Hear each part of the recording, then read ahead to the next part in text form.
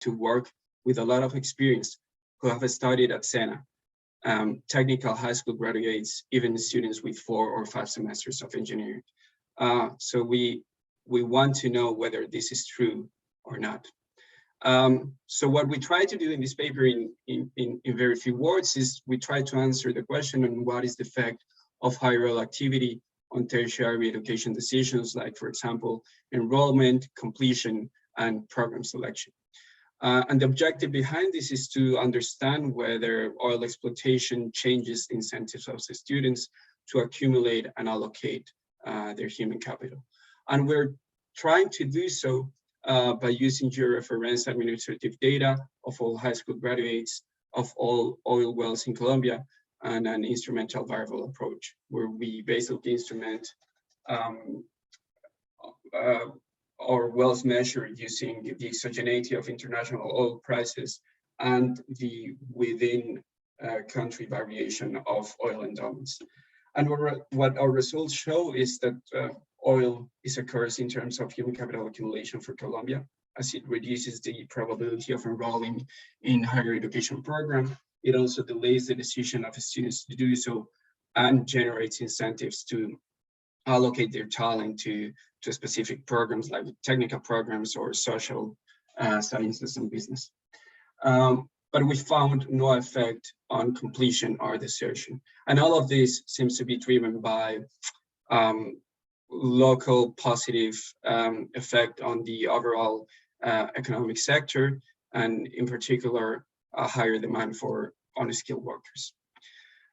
So where do we stand in the literature? Where there's a lot of mixed evidence on the impacts of natural resource exploitation and human capital accumulation decisions at the cross-country level. For example, some scholars have found lower expenditure and educational attainment due to higher natural resource exploitation, but some others have found higher schooling in resource-rich areas.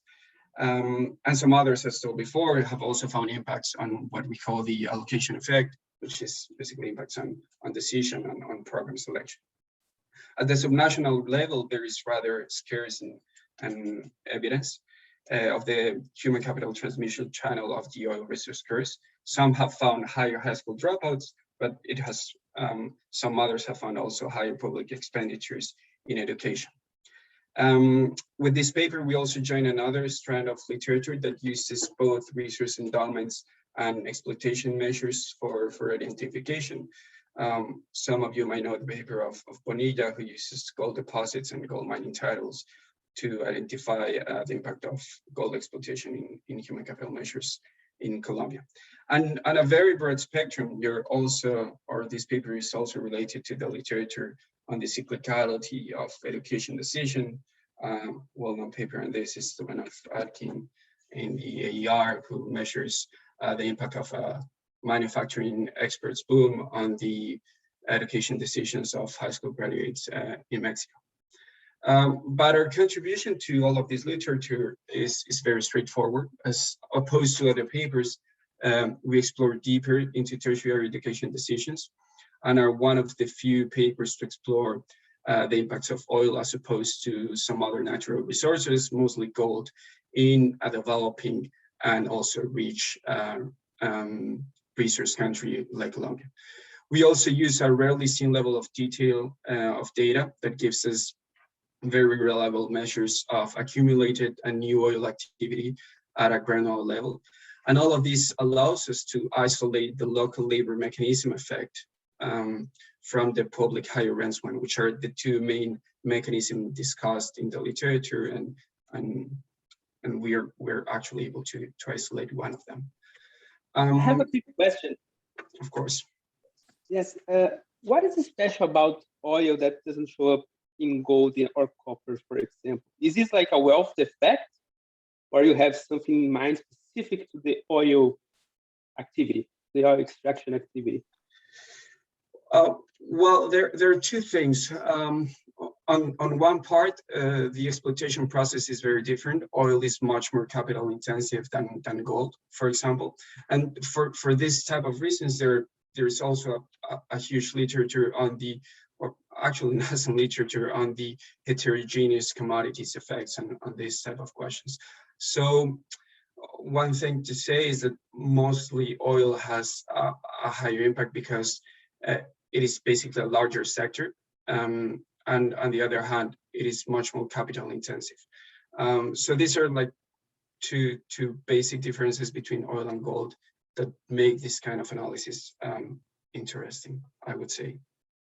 I don't know if that answers your question. It's okay, thank you. Okay. So we have data on, as I told you before, on all high school graduates, and we have administrative data beginning in 2002 until 2014 in Colombia. Our data includes more than 2.5 million students in more than 7,000 schools overall Colombia. And what is interesting about our data is that we have the exact location of every school in our sample. And this is going to be very important for our identification strategy.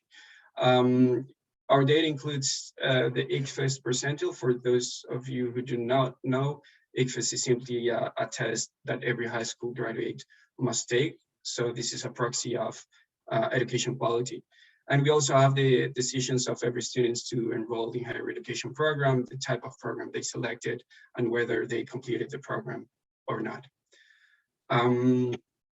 Regarding oil, we have the exact location of every oil well ever drilled in Colombia starting in 1980 until 2020, but we're only going to use data until 2014. And we have over 21,000 oil wells registered in our data. And what is interesting about this is that we have the spud date of every oil well, which is basically the date in which the drilling operations started.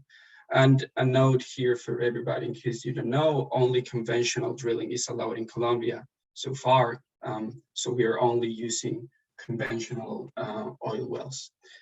Some other data that is going to be important for both identification strategy and the mechanism identification. We have the location of every landmine accident in Colombia, which is a proxy of granular violence. And we also have the wage for students with formal jobs that comes from social security system.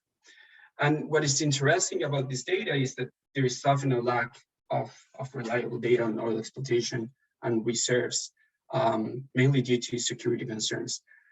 So this is the first paper so far known to us that can use this level of granularity at the well level, right?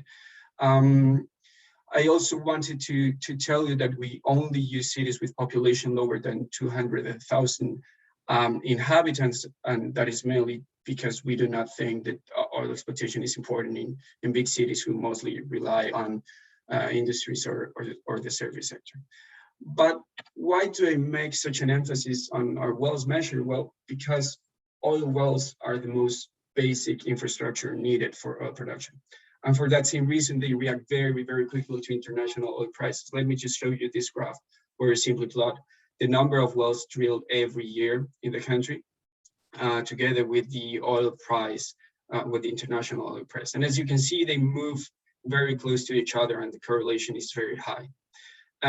And beyond that, oil wells are also the best proxy that at least I can think about of oil production at a granular level. And for me to convince you on this, I'm showing you a simple correlation between the number of wells drilled and oil production, both at the field concession level and at the municipality level.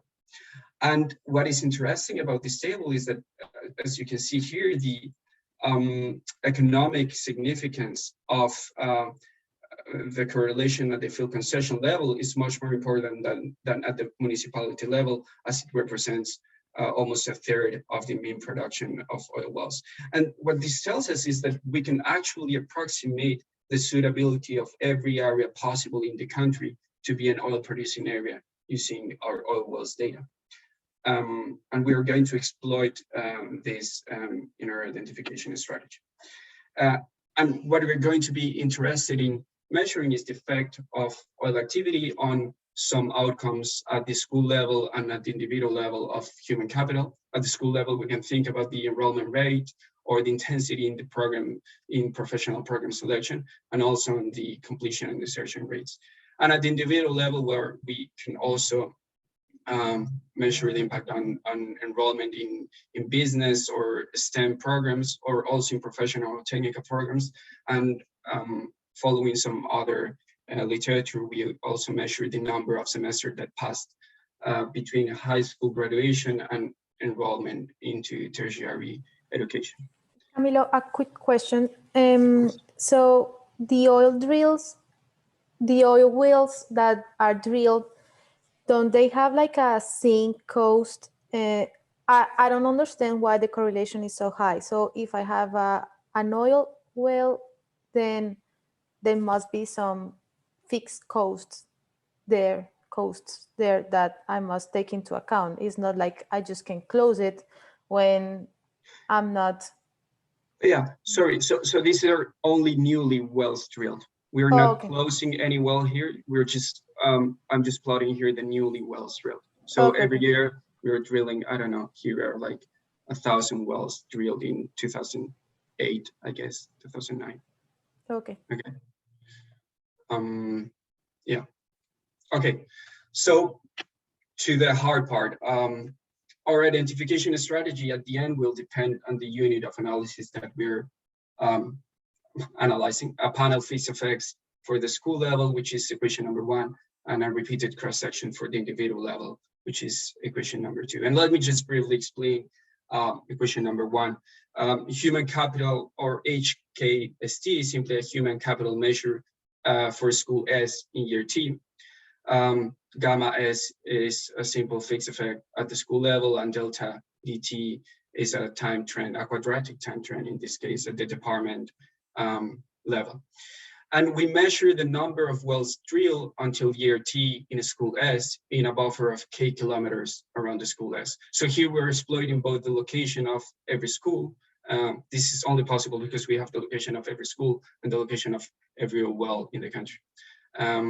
And we're measuring the number of wells drilled until year T in a buffer of K kilometers around the school S.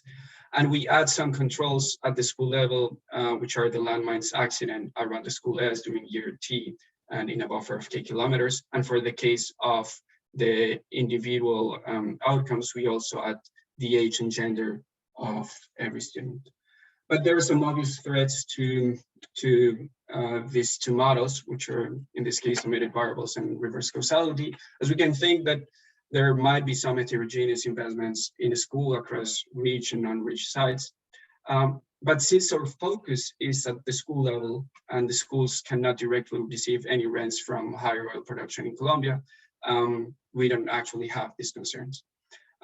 Some of you might be thinking that violence, and that by using landmines accidents around the school, I'm using a bad control.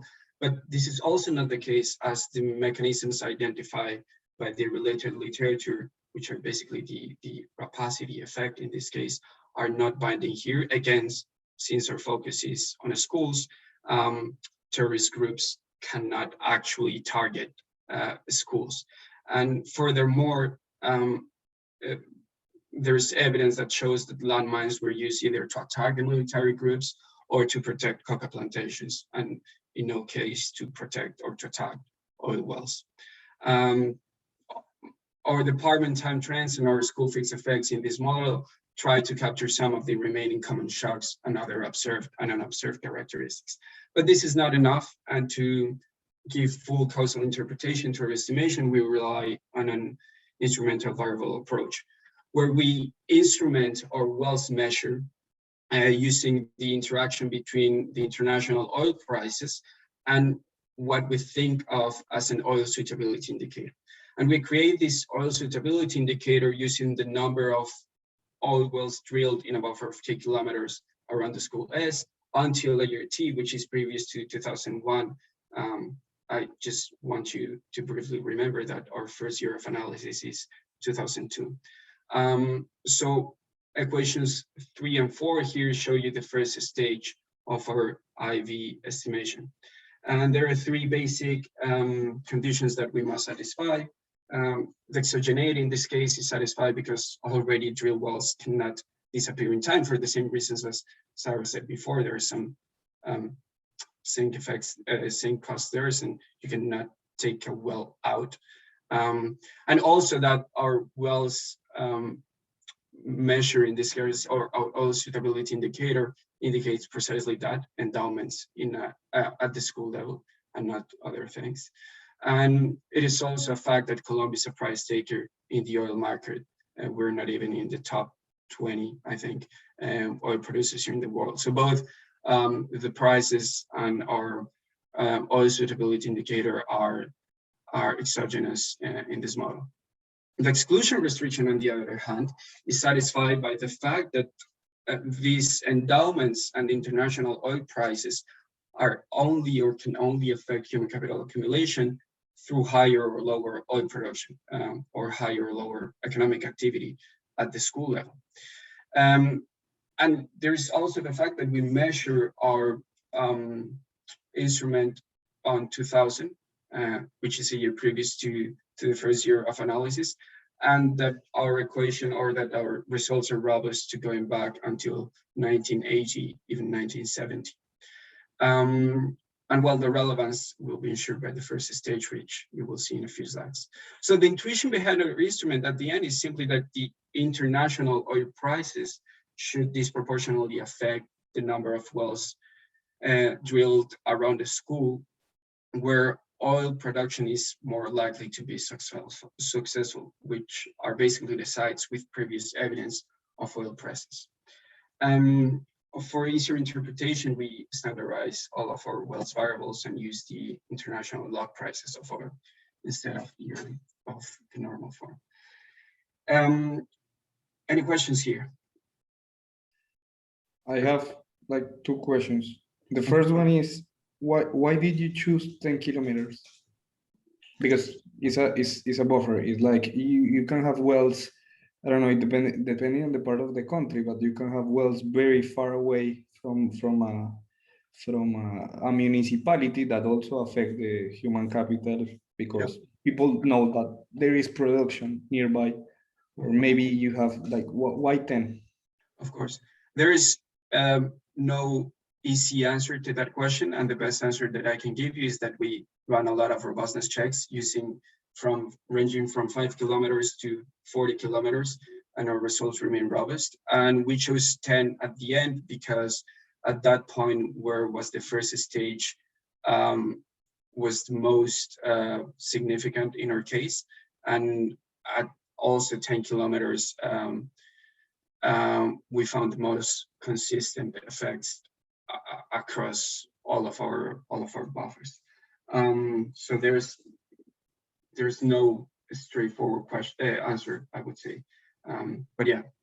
Okay, and the other question is, when you in your data, the regression that you run, you are including like all the schools that you have on the sample, or you are what is the source of the variation? Like having more wells against less wells, or not having wells? Like you include a school that don't have any source of like production nearby. So at the end, this is an intensity treatment effect, right? Where we're measuring the impact of having one standard deviation more or less on the number of wells around the school. So we are also including schools without any wells. Okay, and oh, sorry. For the public, okay. Yeah, so Juliana, Julian has a question. Maybe Julian, you can open your mic and ask yourself the question. And after that, Bridget also has a question. Okay, can you listen to me? Yeah, we can hear you.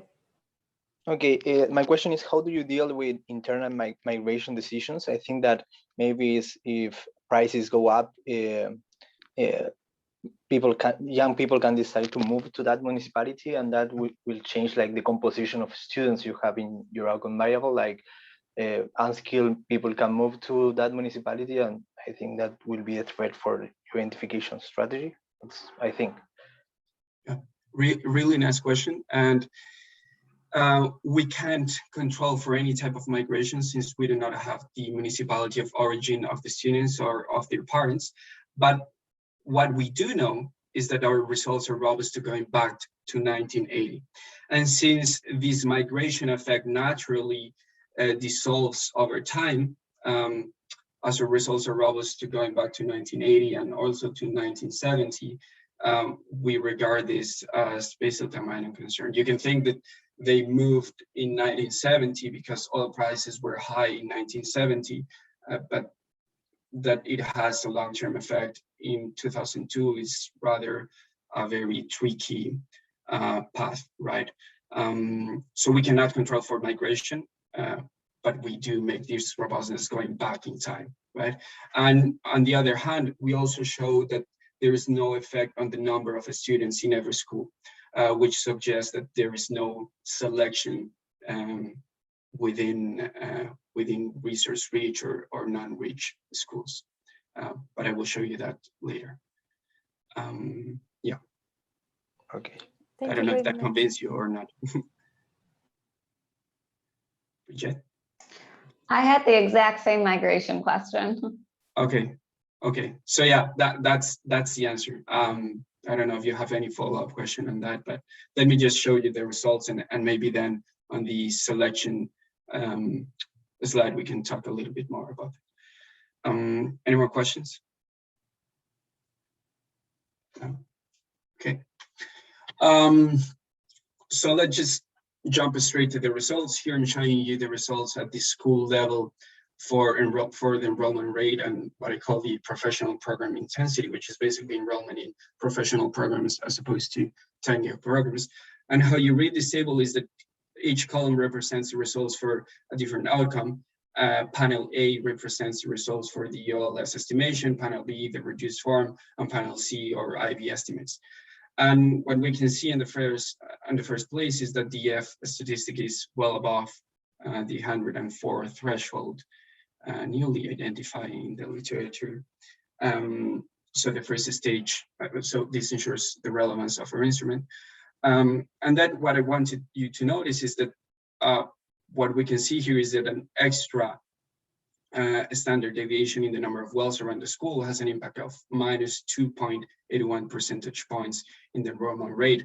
And it also has a negative impact in the professional program intensity, which basically means that more students are enrolling in technical programs and not in professional programs. But a much more comprehensive view of this can be seen at the individual level, since interpretation is a bit tricky at the school level.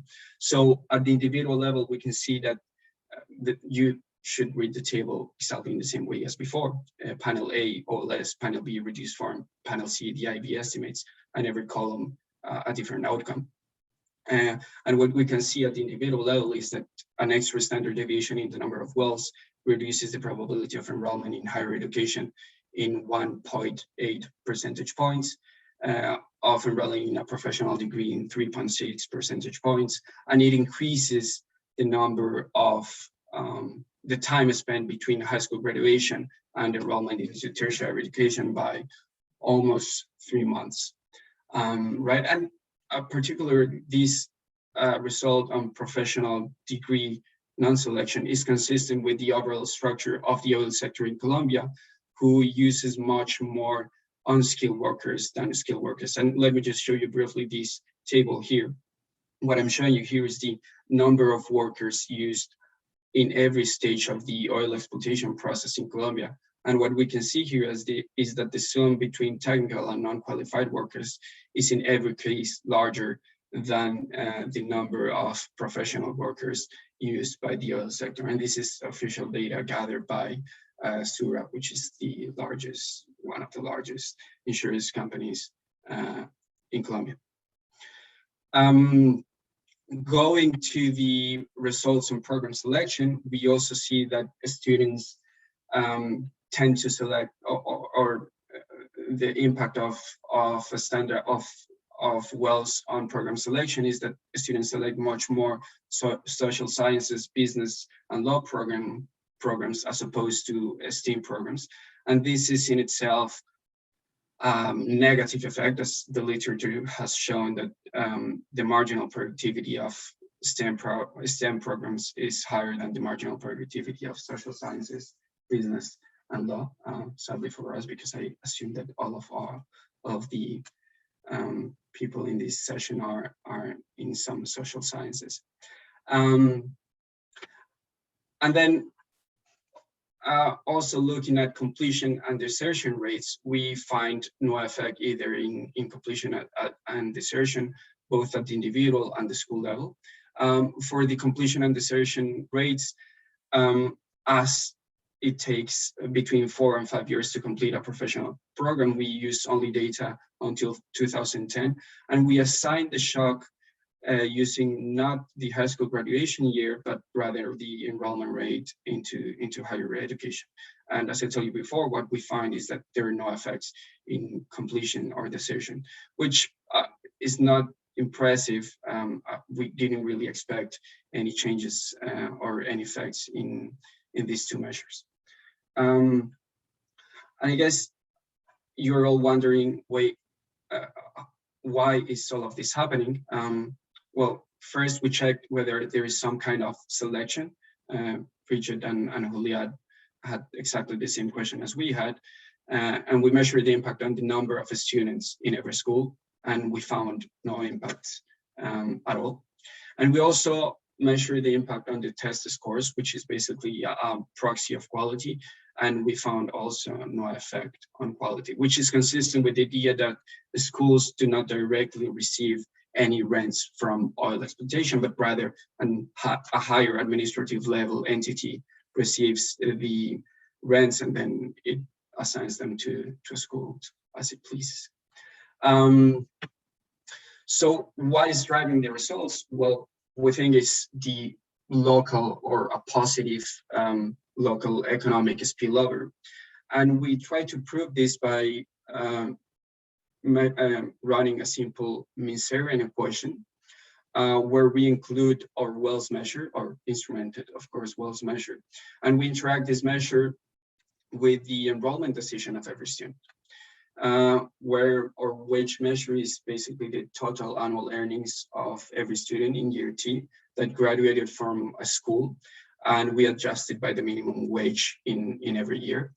And in the controls, we include the age, gender, and the basic Minserian controls, which are the experience, the quadratic experience, test scores, and also the landmines and the inverse Mills ratio. And what I want you to focus on here is the third column, which shows the IV estimates of this Minserian equation. And what is very interesting here is that what we can see is that the number of wells actually has a positive impact on overall wages, which means that there is actually positive spillover to the economy, to the local economy overall.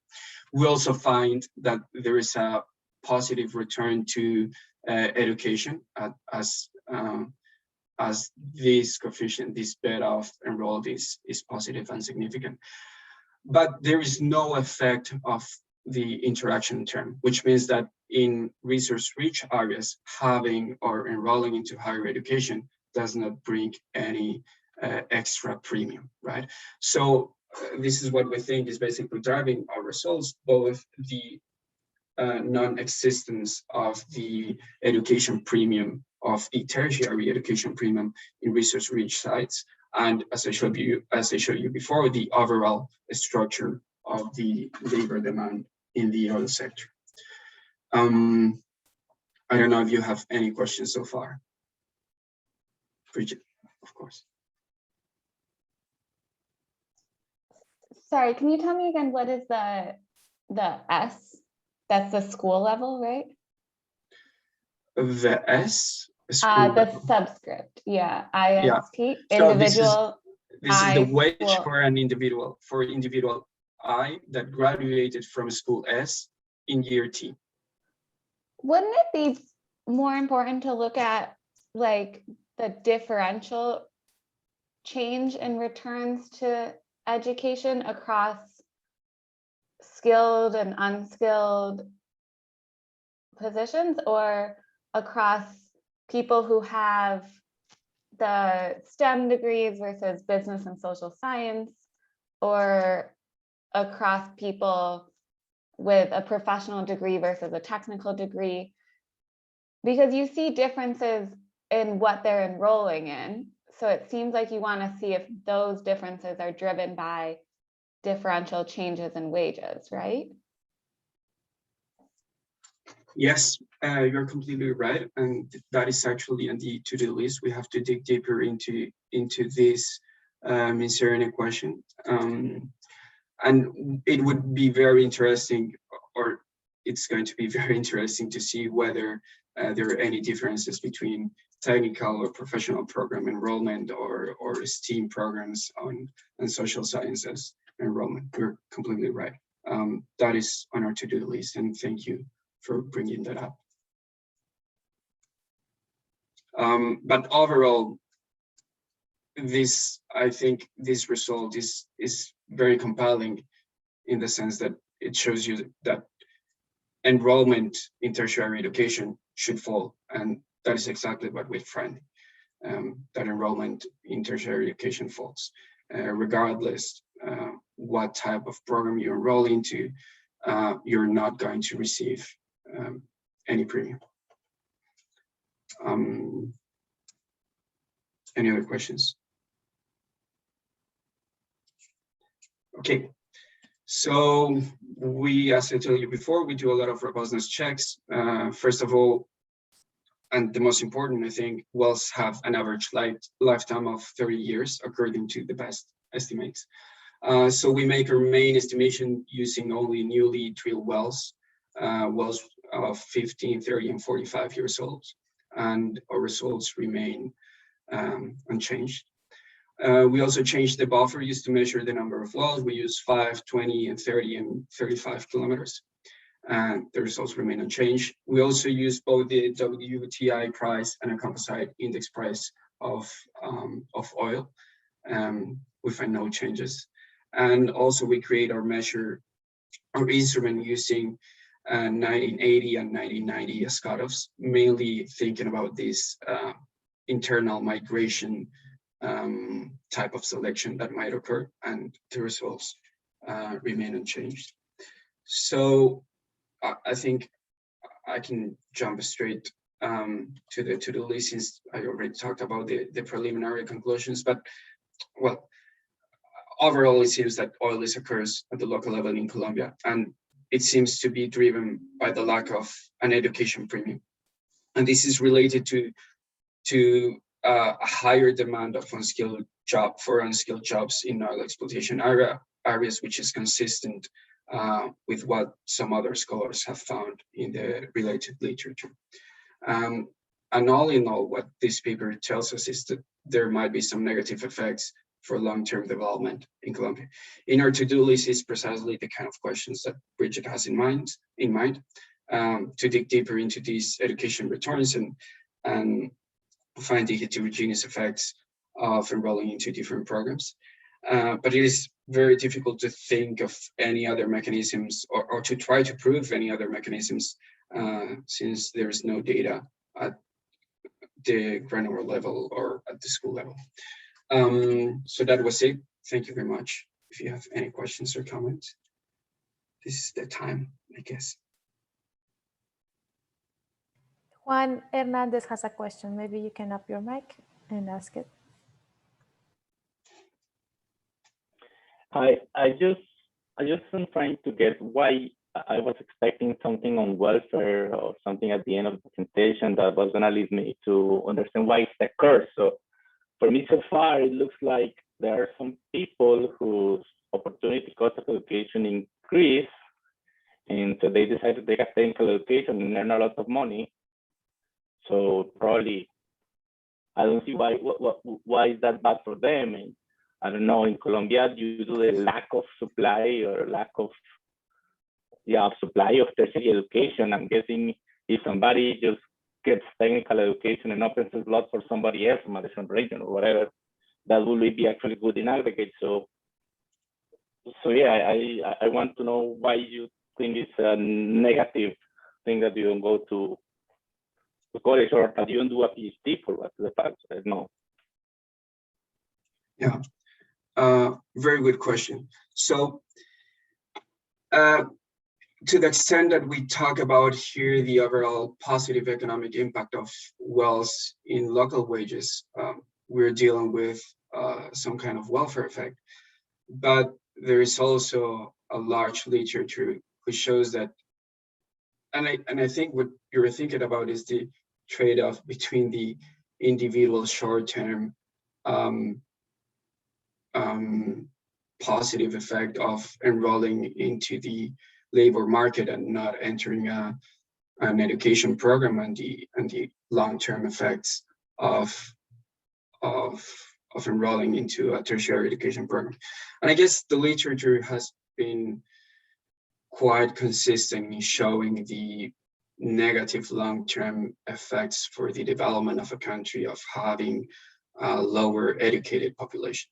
So I agree with you. It is not occurs at the individual level, but it is occurs at the country level.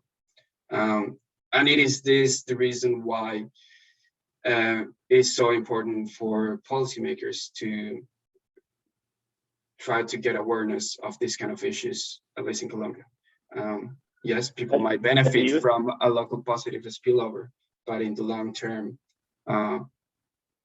how do we get to higher development in the country? But do you find like a lower enrollment in total in tertiary education in the country? Like for me, it's hard to believe. Like I know most people that like to go to public universities. So basically, the marginal person, if that person decides not to enroll, somebody else is gonna take that slot from probably a different town that doesn't even have oil. So in the end, I'm not seeing at a country level, and I don't know how you can think that there's going to be less of a human capital accumulation on the tertiary sector. So I don't think I completely understood your point here, but we do show that there's an overall lower enrollment rate in tertiary education, which is in itself. But only on those towns you are evaluating. So imagine a town that you are not covering. These guys are just, or in Bogota, or just there's no oil over there. But yeah, the Department University of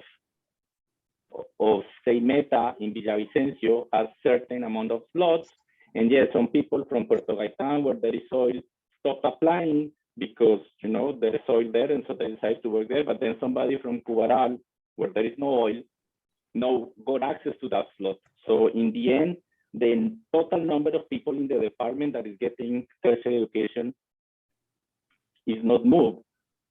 Even though in Puerto Gaitán, the fact that there is oil makes less people go into tertiary education. So.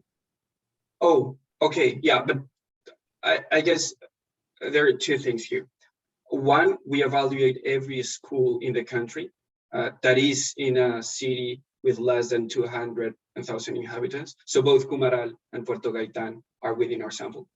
And yes, although in Cumaral there are no wells, that is actually needed for our identification strategy. Cumaral is basically a pure control in this case. And that is precisely the thing that we're trying to see, right? Whether oil activity has any impact on enrollment. I think looking at enrollment rate on the country overall is out of the scope of this paper. And what we're trying to show is that oil activity is pervasive in this case. And I guess that is precisely what I understand your concern. Well, maybe in other parts of the country where there are no oil, then the enrollment rate is actually higher. Well, that might be, but what is important here is that in the oil sites, it is lower. So what are we gonna do about it?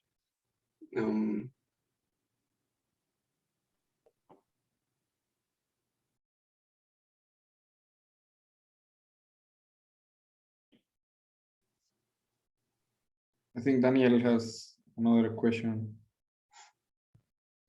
Yes, may I speak? Yeah, okay, perfect. So Camilo, first of all, congratulations for the amazing presentation. It's a really interesting topic, and especially for us in Latin America that have always depended on kind of commodity exports to kind of boom the local economies. So I was wondering, because if I totally understood the paper, you are basically trying to map the link between shock to oil producers, right? So the people who own the wells, to individual educational choices, and of course on labor market outcomes after these educational choices. But what I kind of missed in the paper was kind of an analysis on the mechanisms, and I think that kind of relates to Juan's question, because this brings up the question on prices. So I mean, if the international oil price changes, of course this changes the incentive for you to basically try to explore a well that was previously unexplored. But it also can change the individual individual choices, because I mean, we know that oil is a basic commodity that is input for many other production processes, and this kind of local consumption bundle could be affected by these oil prices as well. So I'm not sure. Of course, your design is a historical idea, and I will get to that.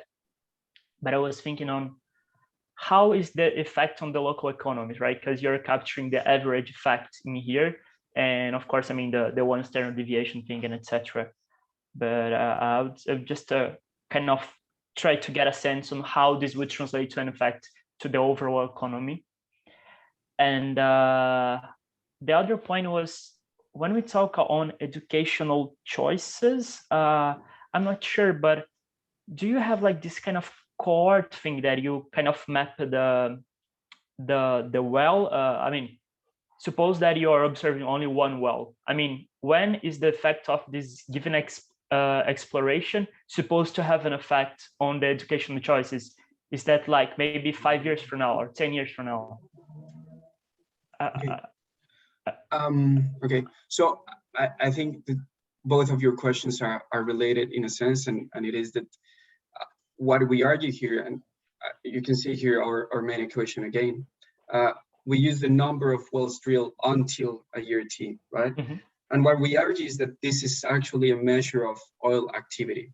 So on the one hand, oil activity starts having an effect the year that a company starts drilling, right? Because what you need people to go to the drilling site, to take care of the site. You also have a positive economic impact, spillovers in other sectors like transportation or manufacturing sector or whatever you can think about. So the effect should be immediate, right? Because we're actually measuring oil activity. And this is somehow related to the first question, which is, well, what are the local mechanisms, right? And it is precisely that we're measuring the oil activity with this proxy of oil wells. And I didn't quite get your difference between the local and the national mechanism, because at the end we're measuring the impact at a very local level, right? At the school or at the individual level. So exactly what we argue is that the local oil activity has, in this case, a negative impact in enrollment because it creates higher demand for unskilled workers, and it does not create this positive return to higher education that we see in the country as a whole. Yeah. Yeah. I don't know if that answers your question. Yes. Yeah. Perfect. But I think it would be nice to see as well, like kind of an effect on time, like basically. So if I suppose like you keep fixed the oil timing, and then you see, so this given cohort was affected. So the like a short-term cohort, a medium-term, and long-term, because these oil effects can have this very local effects, but local effects may change incentives over time for people to engage with. It's kind of similar to the idea on Mikhail Zviatist's work on cocaine production, and if this creates kind of a sector specific. Okay, I get what you're going, and I think that is partly my fault, because actually what we have again is repeated as we see the student just one time in our sample. We're actually measuring for every cohort the decision. So again, For the individual case, this is the human capital outcome, call it enrollment, of individual I that graduated from school S in year T. So this is kind of like intra-cohort measure of human capital, right? So as we see the student only one time, this precisely incorporates the fact that the student is just getting the shock in one time. And this is why I mentioned this in the completion and desertion rates. For the completion and desertion rates, we do not assign the individual to the year in which it graduated from high school, but rather to the year in which the student enrolled in tertiary education. So the shock they are receiving is the price shock in the year in which they enrolled into higher education. But yeah, something more on cohorts could be great. I cannot think about this, about it right now, but just a last point for me to finish. Sorry about that, but it's like is the standard error cluster at some level or not? no, we use simple robust standard errors. Yeah, I would suggest taking a look at Conley and Molinari 2007 paper on, it's like a spatial, they kind of account for spatial dependence thing. And this would be a great addition to the paper, especially that you are imposing like a threshold on these local effects. That would be nice. Okay, great. Thank you. Camilo, I had a comment, and when I was thinking about migration and what you just talked with Danielle, maybe I know the data from Saber 9 and Saber 11, and they are already like matched, and maybe it would be great to see if people are actually migrating or like the cohort is just changing before going to the university, or like other type of higher education schooling, or it's the same. So maybe you can give us broader information about that. Yeah, so the data that we have does not include any variable that would allow us to see or to measure migration. Unfortunately, we do not have access to that type of variables. I know they exist, and we're trying our best to get that data. But yes, that is a very tough concern that we have. But yeah, you're completely right. We're doing our best to get the data. And with ECTEX, because I know they also have like a panel data from people that are enrolled in university with the SNIES and all the stuff. So maybe you can check on that and see if they can help you on that data. Great. Thank you, Sarah. Any other questions or comments? I have one. I don't know, maybe I didn't follow it well. I don't know. In the wages part, you said that you were comparing people that graduate from school, right? So it's basically saying, okay, if like that enrolled in higher education. Okay. So but you have the information from where they graduate. So it's like kind of a panel of the people.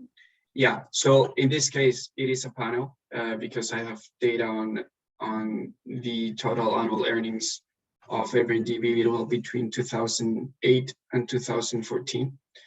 That comes from. But it's not a panel. It's not a panel in the like school part.